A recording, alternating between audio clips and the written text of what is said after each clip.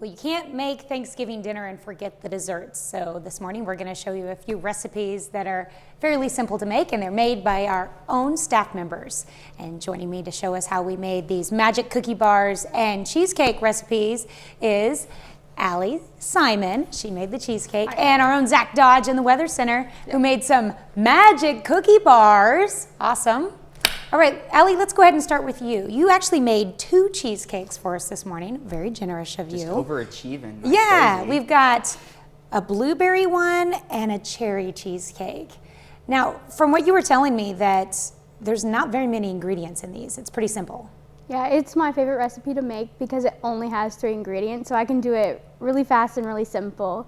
So you need a 8-ounce block of cream cheese, 1 cup of Cool Whip, and then 2/3 cup of regular sugar. And then I just went ahead and bought my graham cracker crust because I just didn't want to make it. It's so much easier to buy.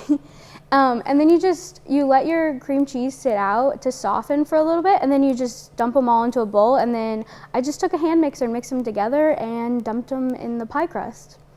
So this is a really convenient recipe if you've got the oven occupied with several other things. And another perfect example of a recipe that you can make a day ahead, so there's less stress on you that morning. Definitely. Okay, so I'm really intrigued about these magic cookie bars that Zach made. What is in these, Zach? So that is actually, they have graham cracker crusts, and that's going to take a 1.5 cups or 1 package of those graham crackers, 1/2 cup or a stick of butter. Use real butter. Don't skimp out and use the margarine. Butter is so much better. And then you would normally use 1/2 cup of chocolate chips, but you can switch it up. I used some butterscotch chips and chocolate chips, and then 1/2 cup of shredded coconut, 1 14-ounce can of sweetened condensed milk on top of all that.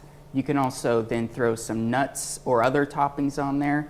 So really simple, real easy recipe to make that is loaded with sugar, and you can't have Thanksgiving without it. I was going to say, if you are like an evil aunt that wants to sugar up the kids, serve them these right before they go home. Definitely. You could definitely taste the sugar in them.